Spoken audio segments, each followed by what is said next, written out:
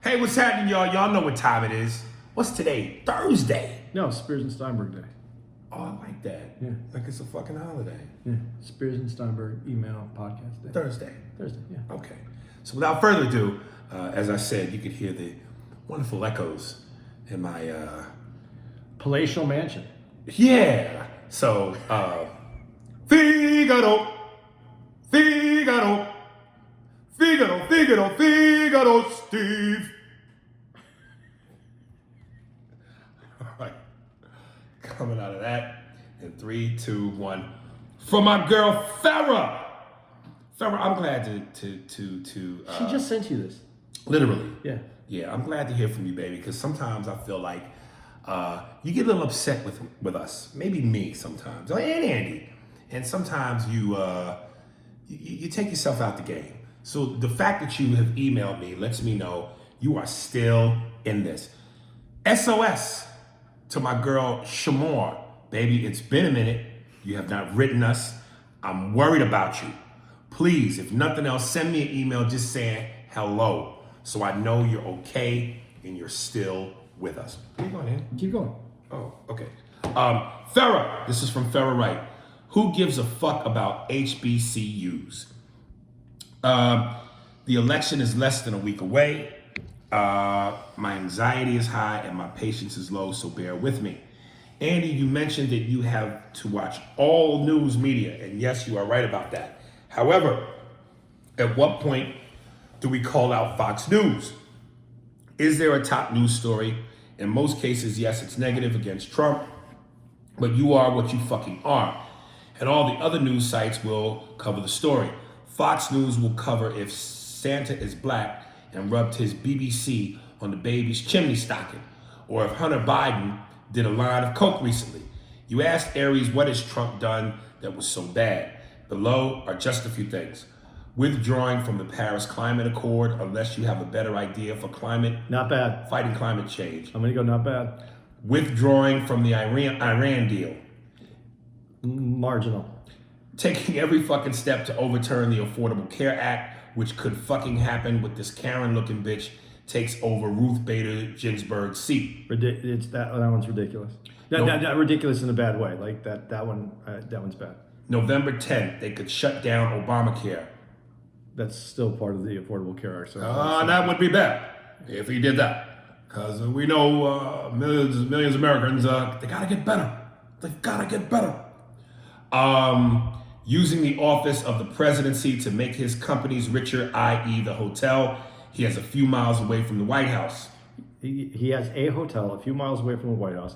He's lost money. His name has no longer value. People have returned his name and taken it off their hotels. He's lost money. He's going to be a president that loses money. And that's a fact. I don't care what everybody's saying. He's losing money. Ignoring that Russia and Iran set bounties on American soldiers' heads. Ridiculous. He should have been. That's a big one. He's ridiculous in that. Not paying taxes. You think we could we would get away with that? He pays taxes. I want to go back over these after you're done reading the whole thing because I'd like to go over these one by one. But he does pay taxes. When you see his personal income tax at $750, that is one thing. Yeah, he could pay more taxes. It would be great. But for every person he employs, he pays half their tax, their employment tax. So he's paying millions of dollars in taxes. Every person that owns a business, regardless of what they pay in personal income tax, is putting money into the tax coffer. That's why rich people actually put money in, even though we do these things where we say they didn't put money in. They do.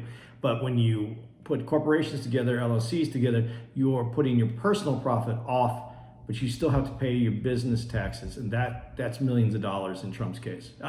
This is not to defend Trump. This is the honesty of trying to speak the truth. Should he pay more than the $750 if his net worth is what it's supposed to be and he hasn't? Probably, but that's what people do. This is the loopholes that need to be closed.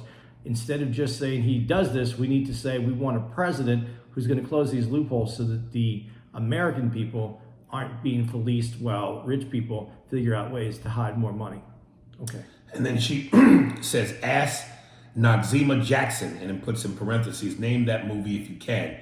if he got away with that shit. I don't know what that is, but he has overturned so much regulation. And before you say dumb shit, Andy, let me ask you, do you want your water privatized?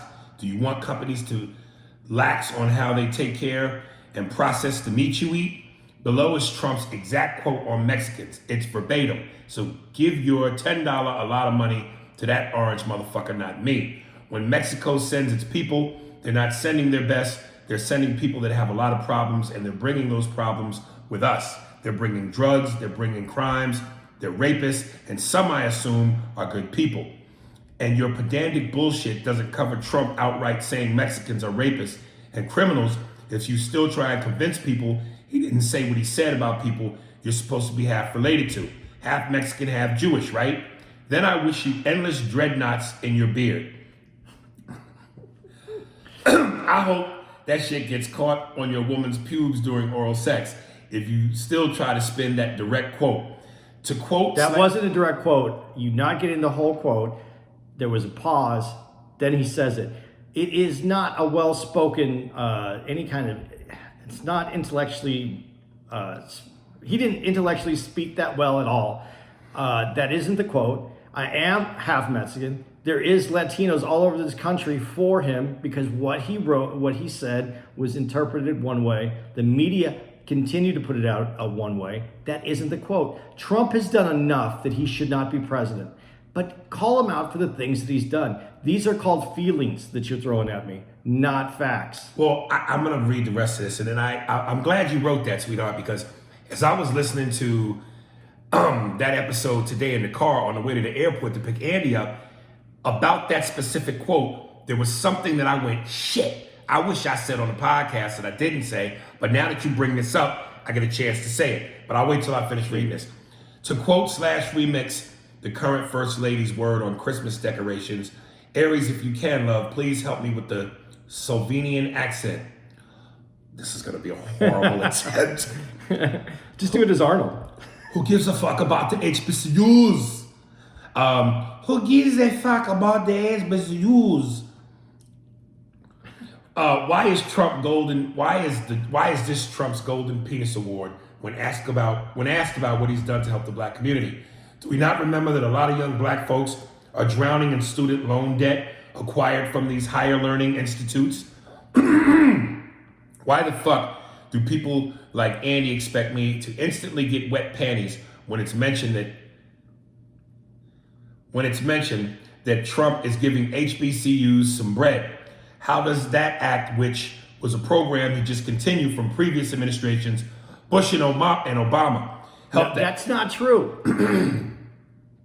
Help the average black person. You know what would be helpful if he stopped trying to fuck with people's health care? If he actually fixed the shitty criminal justice program instead of letting a few Negroes that Kim Kardashian deemed important out of prison, or helping first home buyers acquire homes without all the fucking red tape, or looked into ending qualified immunity for asshole cops who shoot unarmed black people. Other than that, everyone can shove HBCUs, Ice Cube, 50 Cent, Blacks for Trump, Lil Dicks for Trump, Fat Pussies for Trump, E.T. fucking C into the deepest crevices of their asses. Enough of the bullshit already. The reason why you are aware of the deportations and drone strikes Obama did was because the media reported on them. Duh.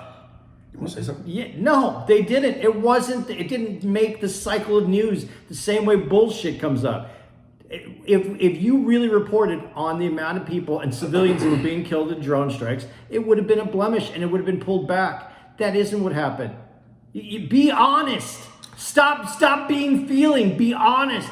I'm not saying that what he did, I even said that I agreed with his drone strikes, but be honest. You didn't hear that in the media every day. If Trump was blowing up people the same way, it would be on the news. He is getting blamed for the 200,000 people who have died of coronavirus. Corona has killed people all over the country. Is Trump really the only person responsible for coronavirus? Stop it with that. It's China. It came from China. It's the Kung Flu virus. And by the way, he never said Kung Fu virus. He did. He repeated it when people said it to the audience. He didn't say it. He never said it. The fuck are you even talking about? With the older media was easier on Obama than Trump. Maybe it's because Obama wasn't doing the type of fuck shit Trump has been doing for the last 4 years. Kids in cages. The cages came exactly from Obama. He didn't have a policy in that same way. Those were already existing. You guys, stop pretending. Start being realistic about what it is. All presidents for this country have done fucked up shit. You're calling out one because you're upset because of feelings. Nah, there's more to it than that. Yeah, there is more to it than that. All right, but come on. But don't say it is like one has done it and the other one hasn't. This country has bad policy all around the world. Stop it. Even the amount of money he has spent on golf trip has vastly exceeded what Obama's done in 8 years. Ridiculous. At this point, I get that you are trying to play white devil's advocate, Andy, but honestly, haven't you had enough trying to find a way to justify this horse shit? Fucking sincerely, Farrah, fuck. Farrah, let me just say, before Andy begins, we are creeping slowly but vastly towards me wanting to fuck you. Okay. Here's what I want to say, and I'm glad she brought this back up. Go on, bring it. Because when you talk about, Trump said the Mexico is bringing their worst, their rapists and their murderers.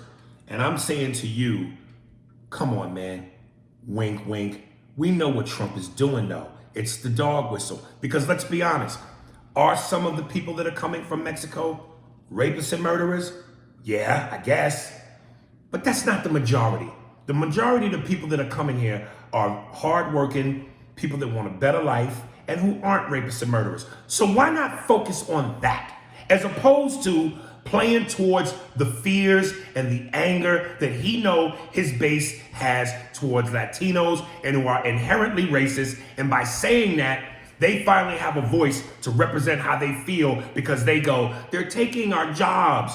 If you're gonna come in this country, learn how to speak English. That's you who says that one. No. I say if you're gonna have a job where you're dealing with people. Okay. But if you ain't dealing with nobody, fuck what you speak. That's all I'm saying on that. But my bigger point is, again, Trump knows what he's doing. So when he goes, Mexico sending rapists and murderers, he's playing into the fear, into the racist thoughts and ideology that his base has. And that's all they want to hear because that's what works for them. Fuck the fact that the majority of the Mexicans coming here are not rapists and murderers, and they're good people who want a better fucking life. And America is full of immigrants. And white people were the original immigrants that took this land from the Indians. So if we're going to play that card, let's start there. You can start there if you want to. You could but we're not rewriting history. It's not possible. You're not going to give it back to the Indians. Okay, but don't say shit like, Okay, I can't. the immigrants, when y'all are the biggest immigrants. No, he was talking about illegal immigrants. And he said it over and over in the beginning. Do I agree with you that I feel that he is playing to his base? It's people that I don't like, people that I don't believe it, that I think need a philosophy or a thought process that needs to be eliminated. Yeah, I do feel that he plays to that base. At the same time, we do have an immigration problem in this country. And there are plenty of people, hardworking Mexicans that are coming up here legally and getting citizenship here. And that's the actual way to come into the country. Now, when you talk about illegals coming into the country, there's two situations here. There's more than two, but there's a multitude of them. But when you're coming in here illegally and you're using coyotes and they're dumping you off at the border, and there's hundreds of people that are dying every month in Arizona because you're going through 120-degree weather with no water, right. And it's happened. It's verified. It happens all the time. That's a problem. You have a problem where if you can't legally come to the United States because you have a criminal record, then there are people that are coming over that have problems with the law and law enforcement. Right. So those are some of the issues that are there, but we also have to fix our immigration system. I agree that our immigration system is what needs to be fixed, but that's what none of the presidents have done. When you bring up I wish I could remember everything because it was a lot. But if you go back to the beginning, I'll address them that you did say. You want me to go back to the beginning? Yeah, go back to the beginning. Just give me the first one because the first one I didn't agree with either. What was her first point? About Fox News? Fox News. Okay, yeah, Fox News puts out some pretty big bullshit. Guaranteed. One station. But we have 4 other stations that put out littler bullshit, but it's the same amount if you call it by weight. Because you have four stations doing it. I don't think our media was supposed to ever be magazine coverage. It's supposed to pick a side. Our news was supposed to be unbiased, and we were supposed to make the decision. I think our news sucks. I think it's terrible that that's the news that we have. It's not presented correctly. It's all for ratings and it's for magazine sales. I don't believe that this is the way things are supposed to work, but it is the way it's working right now. So if you have one that's yelling and the other 2 are whispering fake news, and you have one that's telling fake news loudly, is there balance in the fact that there's 4 against 1? I think that we need a balance of people that understand and watch more than one station that just appeals to them and understands where somewhere in the truth between those channels 4 and the 1 is the truth. None of them are doing a good job. If that's what we want to get to, none of them are doing a good job. What was the next thing she said? I'm sorry. There was the first 2 I didn't even comment on because I was going to wait, but there was so many I didn't have. Well, you were commenting. I got to on the third one. I finally commented. Well, no, I'm saying bit by bit, talking about Paris Climate Accord. The Paris Climate Accord. The Paris Climate Accord is a handshake deal that doesn't hold anybody accountable, where most of the money falls on the United States and most of the pollution is coming from China, who has the biggest economy. How did it fall that way? Why is why is the United States the protector of the supposed to be the protector of the whole world? We say we need to mind our own business, but yet we're gonna finance the Green Deal. I didn't have an issue with it. Does he have a better idea? That I have an issue with it. He doesn't have a better idea. We do need change. I don't know how much change we need as far as our Green Deal right now, because what I think is happening and what should happen in the way our system is structured is if people can come out with a product that's better for the environment and produce cheaper, and people want to have it for their home, and it makes them money, we will have more green products, and that's happening right now. It has to be economy based. You can put it into law and you can tax it, but it's much better when it comes from the economy. And people want to buy these products, and that is what's happening right now. The private sector is making products that are lowering our emissions, our carbon footprint, and those products are what's coming into the home for real good reasons, and they make money, and which makes business, which makes you money for yourself, and so that you can put food on the table. That's how this economy is supposed to work. If I may, people, there's a great documentary by Nancy Pelosi's daughter, Alexandra Pelosi. It's called American Selfie. America Shoots Itself. And it basically is talking about this turbulent year that is 2020. Everything from George Floyd to COVID to kids in cages and just everything that's been horrible about 2020. It's a great fucking documentary. I think Alexandra Pelosi makes some of the best documentaries up there with who's that fat, disheveled looking white guy all the time with the hat and the glasses. He's another person I'm not thrilled with, but I don't even remember his name right now. You know the motherfucker. No, he made Bowling for Columbine. He looks like he pays for ass automatically. God, I can't remember his name. But anyway, again, it's called American Selfie. I just Googled the motherfucker. It's called American Selfie. America Shoots Itself. It's on Showtime, on demand. Check that shit out.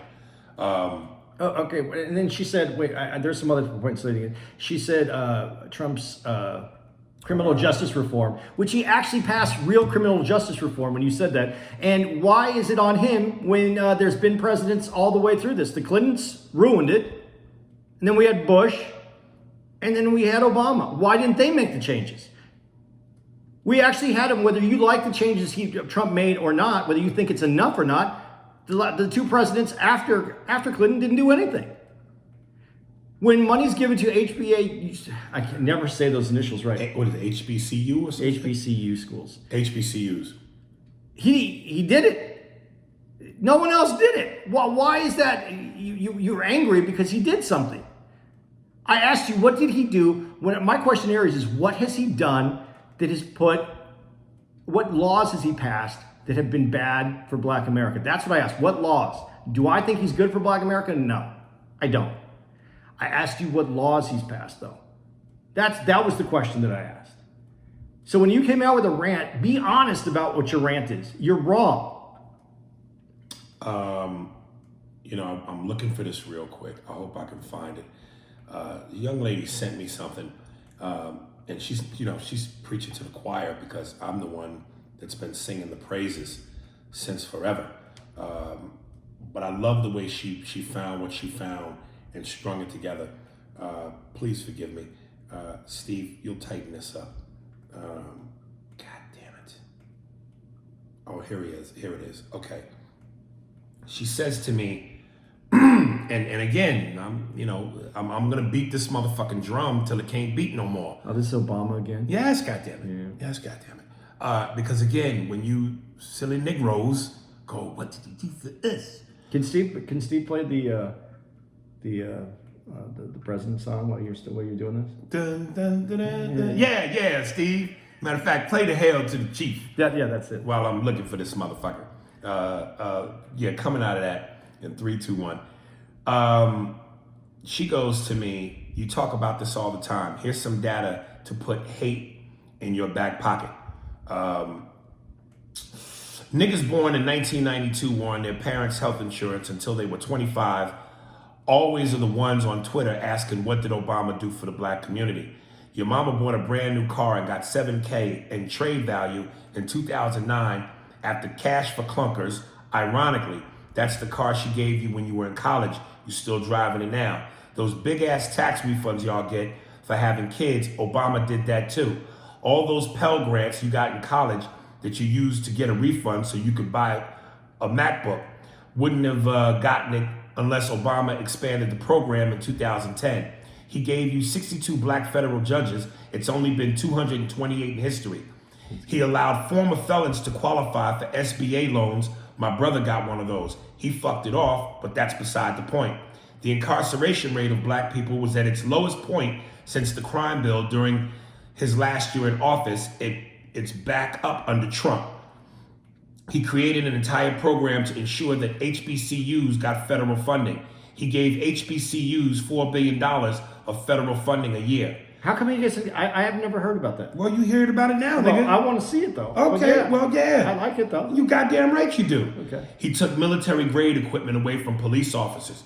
He's the reason your parents were able to refinance their mortgage of that damn 80-20 loan. Saved them about $40K over the life of the mortgage. He changed the requirements and lowered the fees of FHA loans. Black people using FHA loans increased by 50% during his presidency. All federal contractors have to provide sick leave, extended leave, and personal time because of him. Y'all don't know shit about shit, but you always say shit about some shit.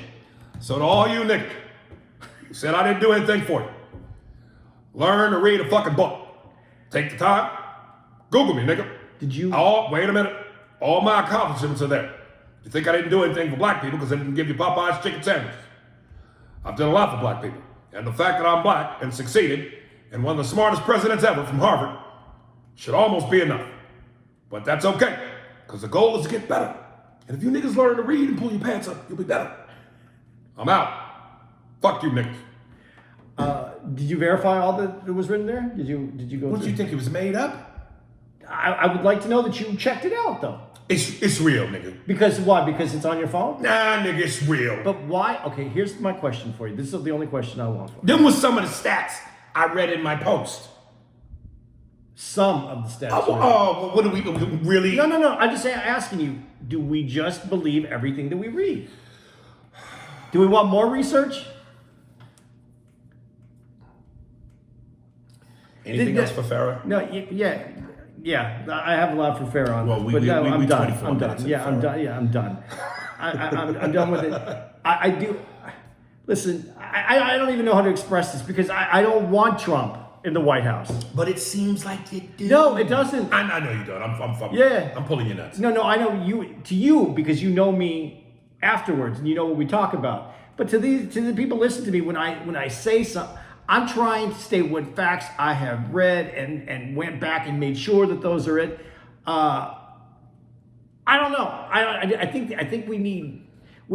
this election is not going to be based on facts. I think it's going to be based on emotion.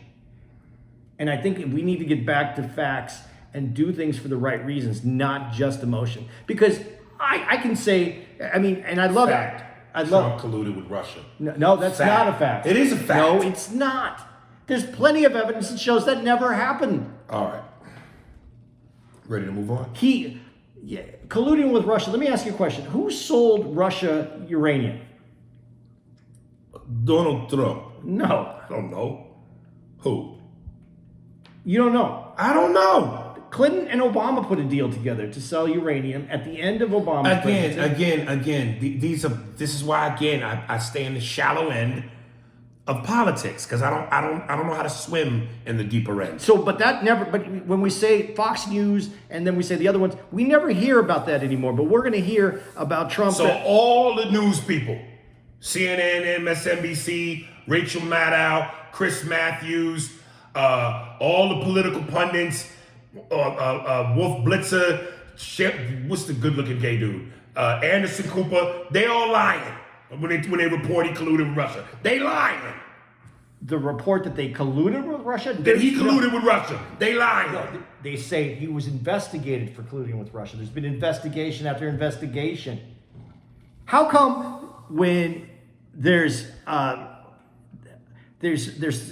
potential, you're talking about the Chris Stone, whatever, all that paperwork that they say was paid for by the Democratic Party. So you have all this information, and this is supposed to be like it's still smoldering, his collusion.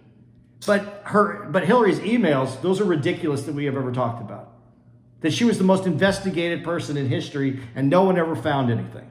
But yet, no one ever found anything on Trump, but it's still there.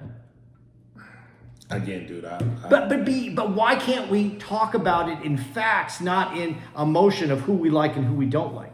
Because when I ask you what has Trump passed, he hasn't passed anything. Now, he's fucked up some shit, but he's fucked up shit for America. He's fucked the Affordable Care Act to even fucking start reducing that, and then to talk about basically possibly ending it when we're in the midst of a coronavirus and the whole country shut down. It's not shut down. It's on, what would we call it? It's on injured reserve. Right. It can practice. It just can't really play game day. It's on its period. But this is not the time to be fucking around like that. So, yes, there's plenty of bad stuff. I'm asking what policies that he's passed.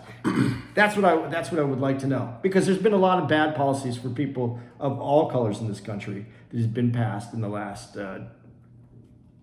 I can go back, since Reagan. Steve just texted me, said, tell Andy to pick me up some edibles while he's out there. We got you, Steve. Steve, you can cut that out on the regular podcast if you want to. All right, we got to move on because we're on this for 30 minutes. Yeah. Jared W. Now he's mad at me. Episode 198. Oh, man. Shit. Aries, now I got to get on you. You're killing me with this talk about Biden doing black people a favor. I knew I was going to get something. Yeah, I'm glad. By allowing a black woman, Kamala Harris, to be the first black woman vice president. This is game. We need to focus on more than a black face. We need black policies. I never said we didn't. It's the same argument you have online with people who see behind the smoke and mirrors when it comes to Obama. I just gave you more facts, nigga. Optically, it's great. It makes progressive people and black people generally feel good to see a change in attitudes that have been traditionally anti-black for centuries. But some black folks in politics don't really have black agendas in their spirit. Your skin folk ain't necessarily your kinfolk, if you catch my drift. Yeah, I know that saying, dog, but stop. I just read you facts. They're doing what is best for their political career, i.e. Daniel Cameron, Breonna Taylor. We know that nigga's a coon, nigga. Now, politically, it has a lot to do with us not having enough economic power to support or pull support for these candidates as a voting bloc. Having our own businesses and communities is key. There are too many race-based reasons why we are in a position we are in. Read Powernomics. As Claude Anderson says, voting is supposed to be quid pro quo, or a favor for a favor. Black folks got behind Obama and reportedly gave him 96% of our vote. But what did he do exclusively for blacks? I mean, he passed laws and created policies to benefit the LGBT and immigrants. But specifically for black folks, name one thing he did to benefit collectively and especially as a group. I'll wait. It's more of the same with Kamala. I can also go into the ADOS versus immigrant perspectives, how we see each other respectively. But I'll save that for another day. Biden isn't doing black people a favor by having Kamala as his running mate. He's only rocking with the benign neglect policies of the 60s and 70s, where the Democratic Party throws black people in the same bucket as other so-called minorities, which includes white women, LGBT, midgets, whales, humpbacks, foreign nationals, and Bigfoot, just to make us feel like we're getting changed, but really we're getting shortchanged with a dilution of any potential resources or benefits that would help us to compete with other groups for economic power and progress. By the time you read this, we may have a new president. If so, what is expected to change for us specifically? Jared W. That's a good question you should ask Kamala and Biden. Listen, man, I don't want to beat this dead horse over and over. Obama has done a lot for black people. In one of my Instagram posts, I named a shitload of facts. What you just heard me say a second ago was a shitload of facts. Then on top of that, again, the cultural symbolism that so many of y'all think don't mean shit means everything. It's a history. It's a legacy. It's a forever, cannot be changed or fucked with legacy. That means something. And again, the nigga had 2 terms. You think the first nigga ever is gonna do it in 2 fucking terms? It's a battalion race, not a sprint race.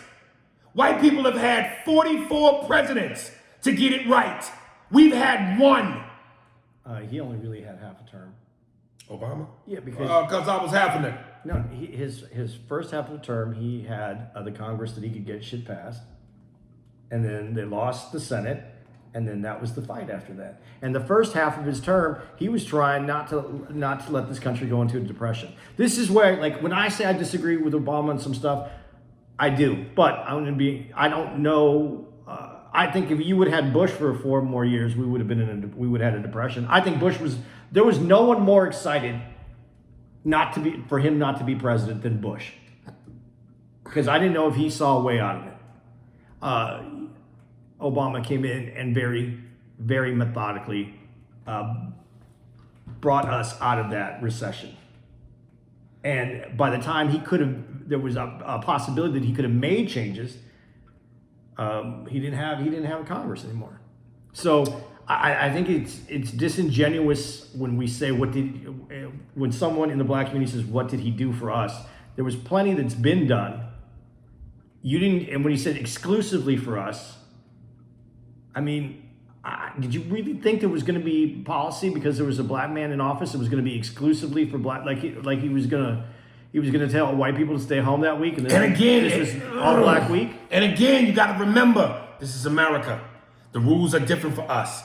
White folks would have been looking for the opportunity to go, you see, they get their first black president, and he just looks out for them. Again, historically, white presidents have always looked out for white people. We know that, but he had to be presidential. And if he wasn't presidential by just looking out for us, then that fucks up the chances for the next black president to ever happen. Look at the big fucking picture. What are we gonna do? We're gonna fuck up the chance to having 15 more black presidents because we want a nigga to just look out for us. He was the president of the people, not the culture. He could not have done that. It would not have been a smart move. Well, but he did make policy that affected minorities, and I don't. Yes. So how do you not feel that is indirect? If not direct, that's directly affecting the black community. And I don't know how you put a policy that is aimed solely. What would be the policy that would be only aimed at the black community? What would that policy be?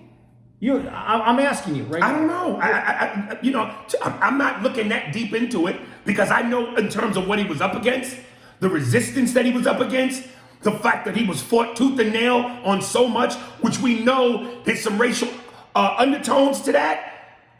He did a lot. I'm grateful for that. I'm grateful that he did all that and he lived to tell the tale. But my question that I'm trying to ask you is, what would be a policy that a black president could put in place that would only affect black people in a positive way, and the rest of the country doesn't get anything from I don't know. And in terms of what he put in place, healthcare. Gazillions of motherfuckers needed healthcare. Black people too. We didn't benefit from that. Taking out Osama bin Laden. There were black people who lost family members on 9/11. People in the buildings, people in the planes, fire truck work, firemen, policemen. If that brought them closure and helped them to move forward, they didn't benefit from that.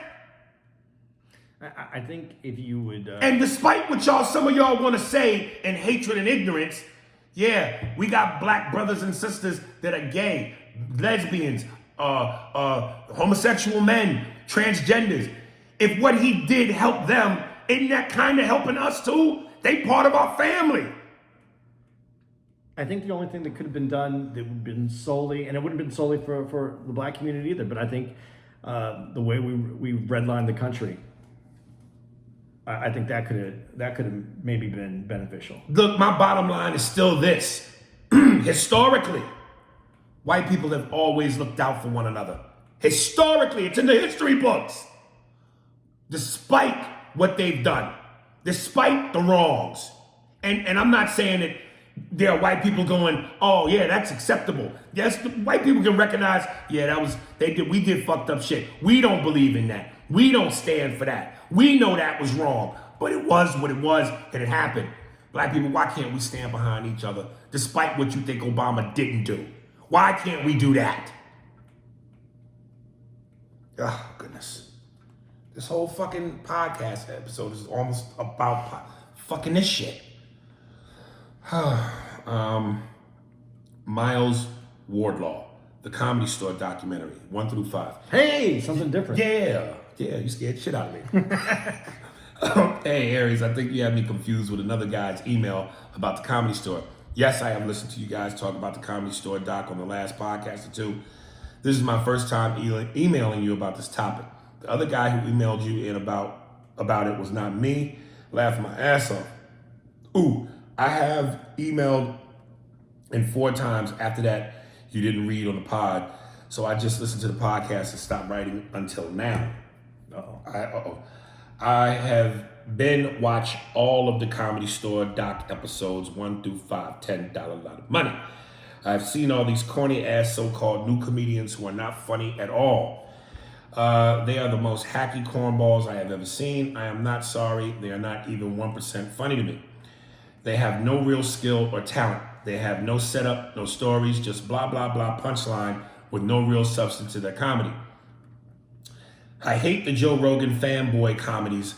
Most of them are just his friend to help him get spots at comedy clubs or get on Joe's podcast to help them get more fans. I know most people feel this way about his talentless hack friends Joe thinks is funny. Most, not all, he puts in caps. New age white comedians are not funny. I feel like they give comedy a bad name. Their acts are watered down, corny jokes, hacky, easy laugh jokes that anyone could have made up. The worst part is the jokes aren't even theirs. They have writers. Every time I watch an episode of the Comedy Store doc, I think they should make an all-black documentary directed and produced by black people about the history of black comedy and give all the black comedies the respect and credit they deserve. I gotta mention there's a brother named D. Militant, comedian from back in the day. He actually wrote a book that before this podcast is over, I'm gonna go grab while Andy speaks so that the people that are watching this on YouTube can see this book. And the people who are listening can perhaps find this book because he does exactly that. There's a documentary on Prime too that's all about black comedians. Really? Yes. What's it called? I would have to look it up, and my phone is the one recording this, so I can't look it up right now. Okay. P.S. Me and my girlfriend, Kiara, listen to the podcast. It's a little awkward here. And we both hate Andy and his pedantic ass ways. I love that. We both get tired of him saying some wild shit on the podcast. And when someone checks him on it in an email, he says his famous line, "I didn't say that." Laugh my ass off. It's literally recording, Andy. Yes, you did say that. Then give it to me. Don't just say that I did it. Give me the quote. We listen to every podcast that drops same day. When are you coming?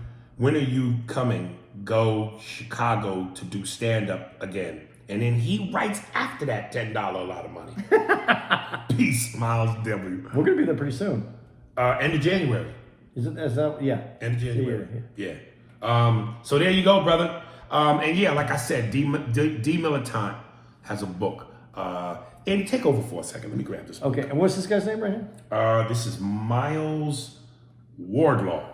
Miles, when you come see us in Chicago, why don't you come up with a few of my things that I said I didn't say, not misquoted, that I didn't say, because I got that from people already.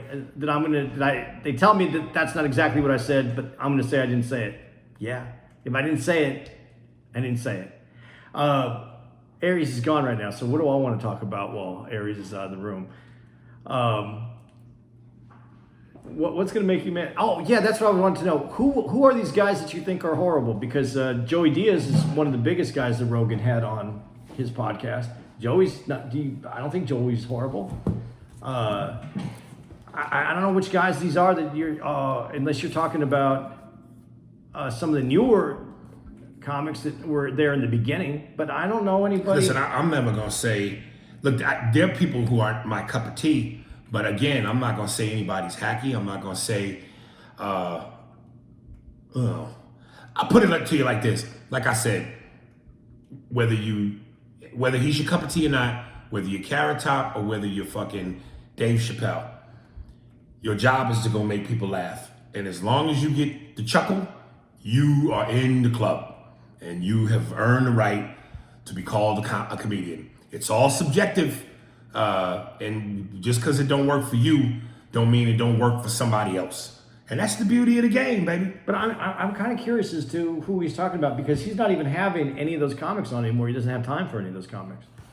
The book is called Black Comedians on Black Comedy. How African Americans Taught Us to Laugh. Daryl Littleton, aka D Militant, and the introduction is by Dick Gregory. I believe the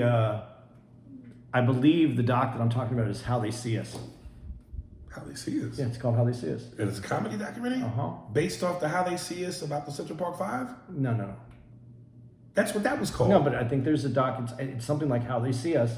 It's about how they're being seen in the comedy and entertainment business. Really? Yeah. It might be, I might have the wrong title. It's something like that, though. Because that's the title of the Central Park 5 thing. Yeah. Or When They See Us. This came out before. When They See Us. When, how, fuck. You know what it is. I think it's How They See Us, though. Really? Well, look it up. Okay. Prime Video. Okay. Torrell. This next one is by Torrell. Tell this black man. Torrell. Finally finished the book. What's up, Aries and Andy? I wanted to apologize if this gets a little long-winded. I didn't want to email until I read the whole book. See, good boy.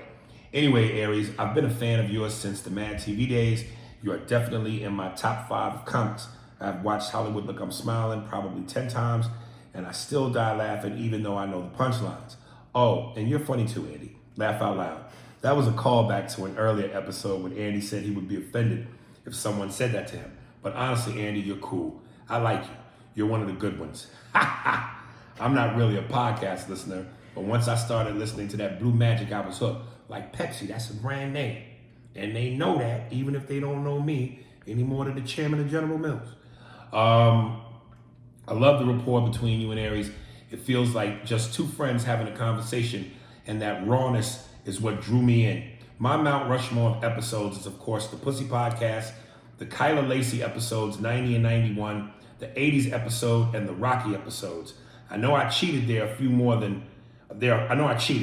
more than 4 episodes in that, but fuck it. I'm counting some as one episode since it was the same content. I also like when you guys talk about TV shows and movies. I know you both said you were going to start watching Snowfall. I was wondering if you had a chance to watch it yet. I think it's one of the better shows on now. As for my favorites, I have Breaking Bad, Sons of Anarchy, Snowfall, and The Wire. I don't have a fifth, but that spot could go to Power or The Sopranos. I haven't, and don't take my man card. Watch either one. I have a feeling I'll like The Sopranos more than Power, but we'll see. As for movies, I've heard Andy talk so much about Buckaroo Banzai, I had to watch it. And I have to say, this is the quintessential high white guy movie. That movie was typical 80s B movie that was completely forgettable. And that's coming from a guy who liked Leonard Part 6 as a kid. Oh my God. You know, Leonard was a good movie. When I did the thing, when I was in the doing thing with the thing, and then the thing did me, and then I raped a woman. He actually apologized for making that movie. Did he? Before it came out. It was a piece of shit. A few movies I think you guys should check out if you haven't are Dope. Dope, Boondock Saints, and White Man's Burden with Harry Belafonte and John Travolta. I think I wanted to see that. You know what that was about? No, I've seen the first two. I haven't seen the third one. Isn't that? The White Man's Burden. They trade places. Yeah. I have seen that one. Oh, you have? Yeah. Is it good? I don't. It's older. I don't really remember it. I remember. You would forget when white folks became niggas. No. You would forget that. It was. You know what it is? I want to be really honest with it is. It's such a position, juxtaposition, right, that you're watching it, and I remember watching it, and I don't think John Travolta was the right dude for the part. Am I saying that meanly about Travolta? No. I'd have to see the movie to know. It's an interesting. It was an interesting movie. Okay. I saw all three of them then. I actually got all three of them. You saw Boondock Saints? Uh-huh. What is that about? It's about there's the two Irish brothers. You have never seen that? I haven't heard of it. And Dope is a recent movie. It's more recent. Is a drug movie? No, it's about it's 80s or 90s kids. I think it's 80s kids. Really? Yeah. It's a really good movie. All right. I would love to hear your insight about the last one. Also, since you guys both like basketball, I would like to hear who you think is the most underrated player at every position. I have point guard Rod Strickland, shooting guard Mitch Richmond, small forward Grant Hill, power forward Larry Johnson, and Dikembe Mutombo. Now that I'm caught up, I can email more regularly and they won't be as long. Keep doing your thing and bringing that raw, uncut yayo. Hopefully you guys will be coming back to Sacramento at some point so I can check you out live. Terrell Jackson.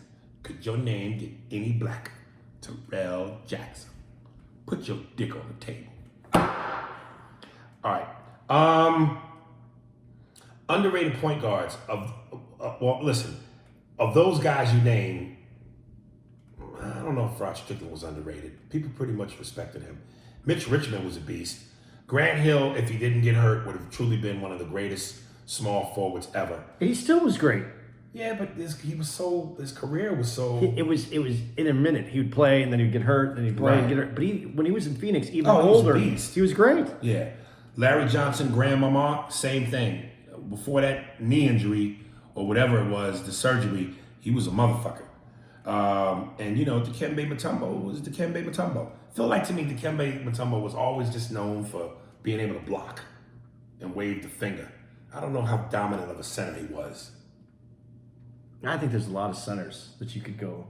Underrated? Yeah. Who? Just big guys, all big dudes.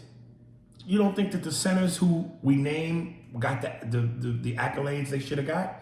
The praises they got? No one thought Ewing was underrated. No. I'm just no one talking thought David Robinson was underrated. But not everybody had that center. Like there's a lot of teams where there might have been those dominant 4 or 5 centers. All the other centers got nothing. But how many centers can you remember that were I worth don't. remembering? I the only one I can think of off the top of my head is like Rick Smits. Yeah, he was underrated. But he wasn't underrated because they loved him in Indiana, and he got popularity all over. He was Dutch, right? Yeah, Dutch.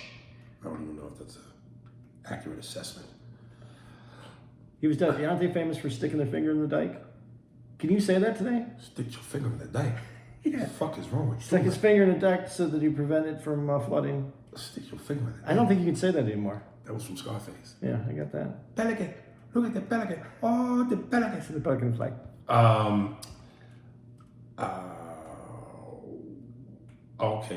Be Live McCall at musician.org. P.S. If you end up giving me a shout out on a current podcast, please shoot me an email to that episode that it is included on, since I'll still be playing catch up. So you want me to shoot you an email? He wants you to do work. Nigga. Hey man, you got a job. Hey, you got a job, man. That's my attempt at an impression. Yeah. What was his name? It was Ernie. Ernie. Hey, Ernie. You want a job? Sure, Tony. Okay, you come see me tomorrow, man. Hey, Ernie, you got a job. It's like how happy that dude was. Do you think if that was real life, that dude would shit his pants though? Absolutely, nigga. I shat my pants watching it. My whole asshole was muddy, nigga, and I was like, Ernie got a job. Okay. Rudy Flores, rapper arrested for unemployment fraud. This guy rapped about cheating the government. This is niggadism. Wanted you in his thoughts, and it was for over $1 million. What the fuck? And then he sends a link. Yeah, I guess some nigga rapped about cheating the government, and the government went, said, we coming for your ass, nigga. Dude, What I do? Listen to the chorus. it's taxes though, right? Is that what you said? Might have been. Dude, the tax department, the IRS doesn't fuck around. Willie Nelson, because it's music, I related to Willie Nelson. When he didn't pay his taxes, they came knocking his door and took everything away. That motherfucker was trying to bounce when they came after him. How you think he came up with that song? On the road again? I'm not paying my taxes. I'm on the road again. Yeah. Where the fuck is Willie? We just went to this nigga's address. He's on the road again. Isn't that what got fucking Blade in trouble? Wesley. Yeah, taxes. Yeah. Yeah, you can't fuck around with taxes. Whew. You could say shit about almost everybody else, but you don't fuck around with taxes. Yeah, the government don't play, nigga. Let me see. I don't know if I want to get that deep. How much time we got left? 8 minutes. God damn it. A little more than that because we put some. Okay. So you got 10. G Weeks. Paul Mooney. All right. Aries, I've been a listener of the podcast for about 1.5 years now, and the comment you made about Paul Mooney's comedic style toward white people really resonated with me. Now, don't get me wrong, I'm a big fan of Paul Mooney, and he's on my comedy Mount Rushmore. But at times, it does feel like there's some serious hatred in his jokes. And this is coming from, as he says, as a black man. I find all of his material funny because there's a lot of truth to what he's saying. But it's a shame that I have to be careful on what clips I decide to share with some of my white friends. I feel as though he may have reached an even wider audience if he wasn't seen as a racist by some. I was first introduced to him through Chappelle's show, where he was a recurring guest, and without that, I'm not even sure I would have found this comedy as soon as I did. A name I can't say, and Damas was his recurring. Nicodamus. Yeah. You could say that. That's Negro. Yeah, I know, but the way you speak. No, I know, and the way America is today. Right. Yeah. Nicodamus. Nicodamus. What's so hard about that? Is you break it up. Negro. Then Damas. It's like if you were to try to formulate it, it's like a little kid when he gets older, his body matures, his knee grows. And if he doesn't say something smart, then he's a Damas. So you think about the growth of the knee and someone stupid. You're Negro Damas. Absolutely. Yay, yay. That yay is Somebody actually wrote me about that. That is so good. Yeah, Negro Damas. All right, anyway, I regret not seeing him live before his health started to decline. But from what I've seen online and on TV, he'll always have a spot in my top 5. By the way, and he puts in caps, nobody on earth can touch your impression of him. Gervais, pronounced like Ricky Gervais, but the S is silent. Dude, I would love to do a Paul Mooney, Steve Harvey skit with Godfrey. That would be. Yuck, yuck, what the hell? Nigga, what is wrong with your mustache? It's like you have a Buick on your lip. That shit is huge, nigga. What the hell? Yuck. Paul Mooney, nigga.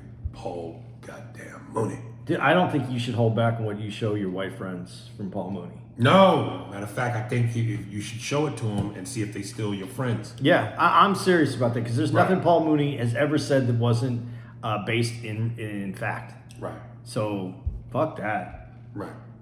Yeah, if you keep no. It's based in fact, but again, it's put it like this. What's your favorite dish? What's like a nice meal? I'm just gonna say, let's say spaghetti and meatballs. It's easy. If I served you spaghetti and meatballs, and I nicely put the plate in front of you, and put your napkin down and your fork and your knife or your spoon, and I said bon appetit and walked away. Spaghetti is the spaghetti, and it's gonna taste wonderful. If I take that same plate and I frisbee toss that bitch to you and get noodle sauce and meatballs all over your shirt, and then I throw the napkin in your face, and I take the silverware and I chuck that at your face, and you get a couple of you didn't care that no means no scars with your face. And I said, bon appetit, you bitch. The spaghetti is still the spaghetti, and it's still gonna taste wonderful, but the way you served it. Yeah, I got a better analogy for you. That's the Cosby. Now, remember that episode? Yeah. One of my favorite. What's your favorite food? The steak. But the mushrooms, and you smell the onions, but you take the garbage can lid and you put it in the garbage can and serve it to you. Not so appetizing, is it? It's the way you were brought here. It was in your presentation. Yeah, but I look at Mooney in that same vein of this analogy. Right. He said, you're sick. Racism is a sickness. Yes. And you have a cure. Mm-hmm. And usually the cure comes is a vaccine. Right. So you have to, and depending on the cure, it can burn, it can hurt when it goes in. Depending on who gives you the shot, it can hurt you more. Some shots they like to give you in your thigh because they hurt so bad. Right. I think Paul Mooney playing Mooney's just the roughest stuff for racism. The cure is to take that needle and shove it in you and fucking just Nurse Ratchet that shit into your body. Because sometimes the cure hurts. That's why we have to talk about this shit. Right. The cure hurts. Right. And some people need the fucking cure. So if that's Mooney and it hurts you, that's because you have a lot of racism in you and it hurts more. And he need to jam that motherfucker in you. And get it in deep. Get it deep. But if you have some enlightenment, it's going to hurt a little less. Right. And when you come through it, we're all going to be better together. So fucking take that Mooney and jam it up those white dudes. Jam it in the ass, nigga. I'm going to jab this nigga in your ass, nigga. And you're going to come out better for it. Believe me. That's it. That's perfect. There you go. I think that's good, man. Shit. One more. And then we have got to go. I'm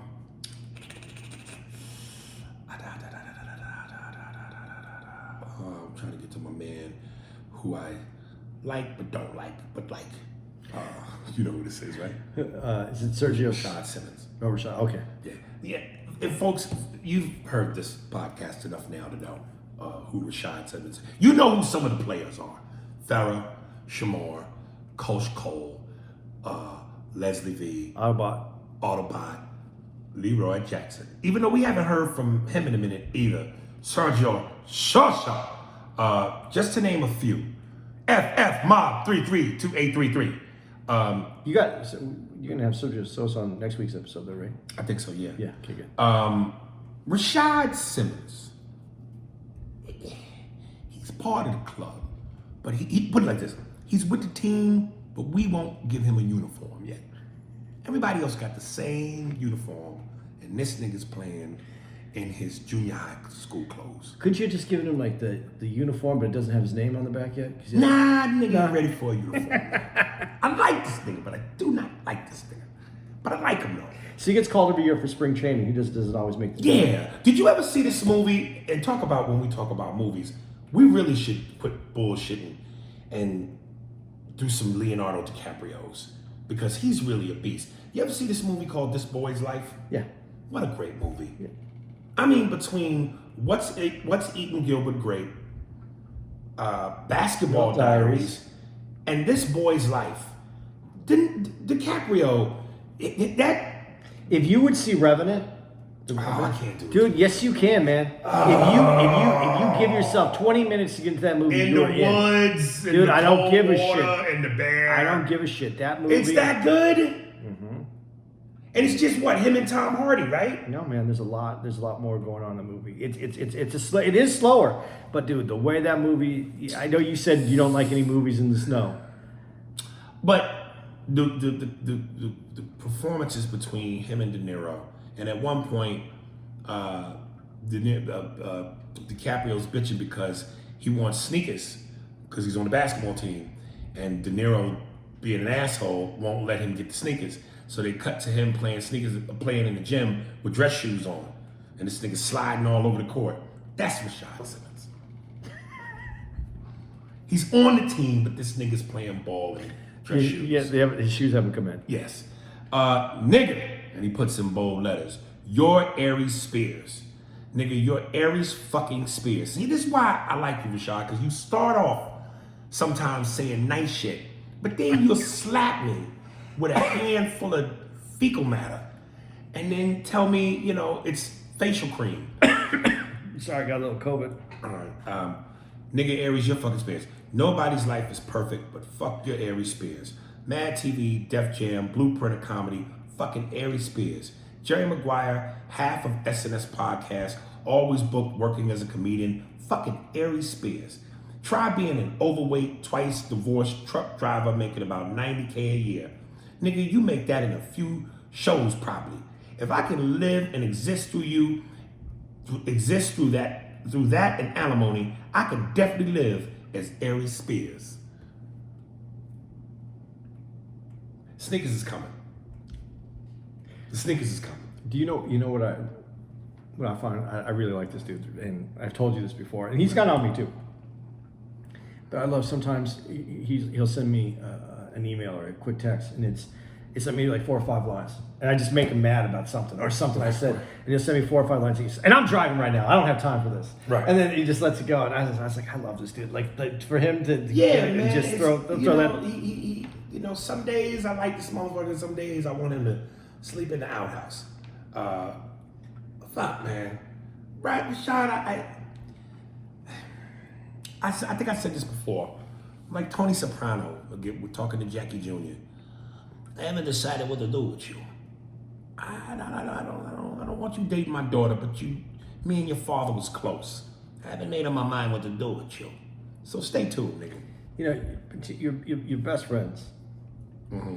will at least tell you their opinion for real. Yeah. So I think he's like a best friend to the podcast. He gives us his real opinion. Yeah. And I'm putting the APB out officially on Leroy Furious. And my Cherie Amour. Where y'all at? That's the podcast. Coming up next, as promised, playing artists, giving people a chance to shine who normally wouldn't have. This right here, I'm gonna play for y'all. Yes. Are you only featuring black artists on this? No. Listen to me Okay. for a second. All right. If we could do it and just feature black artists, Yes. you could be the Obama that dude's looking for. Oh. Something just for black folks. It's just for black folks. Any white podcast fans of ours, turn your shit off. It's the same. It's not for you. It's just for my black friends. Because you guys are already doing well. It's our people that need to do better. We've got to do better. But in order to do that, we have to have a closed door meeting. You can put a glass to the wall and listen to the beats, but you can't come in. Fuck white people. I'm the president of the culture and not the people. Okay. I like causing more trouble. As it winds down, the more trouble I can cause, the better. Wait. Inspiranta. Did I do this? I think I did. Wait a minute. No, my name is Brian. I can't pronounce. Music producer. God, I'm afraid I think I did do this. Here's what I'm gonna do, Steve, for this email. Make sure I didn't play this before, because this sounds familiar to me. Instrumentalist Davis. Didn't I say that recently? Maybe, but read it. Read what it is. Oh, my name is Brian, aka Instrumentalist. I'm a music producer based out in the Central Jersey area. I'm a fan of your comedy and you and Andy's podcast. Y'all be having me dying when I'm on my way to work. Just wanted to sing a few beats to play towards the end of your podcast. Is there 3 on here or something? Yeah. Yeah, you did that. I did this one, okay. See. So Steve, scratch all of that. Let me find somebody else. Okay, I found somebody else. Mike Mitchell, the Poetic.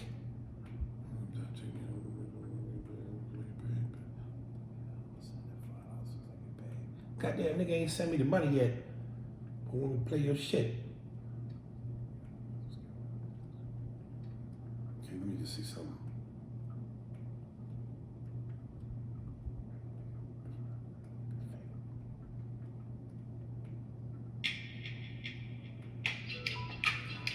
Let me put this in pause. You're listening to it right now, right? Yeah. For yourself. Okay. Sounds like House. House music? No, House. The show House. The beginning of. Oh, I know. You never seen House? That's the doctor show? Yeah, no. Dude, you would love that show. He's such a dick. Yeah, Michael played him in a skit.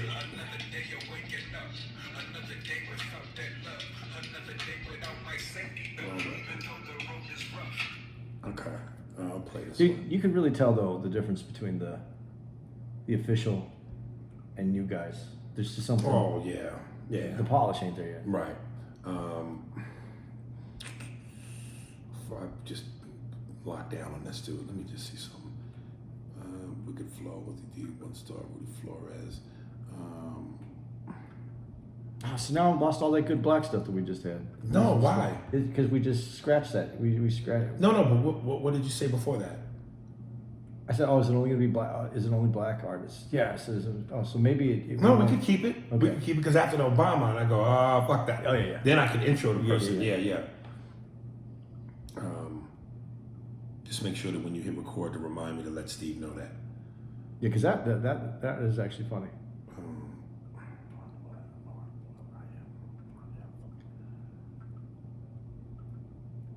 Okay. Sharon Green, music. Okay.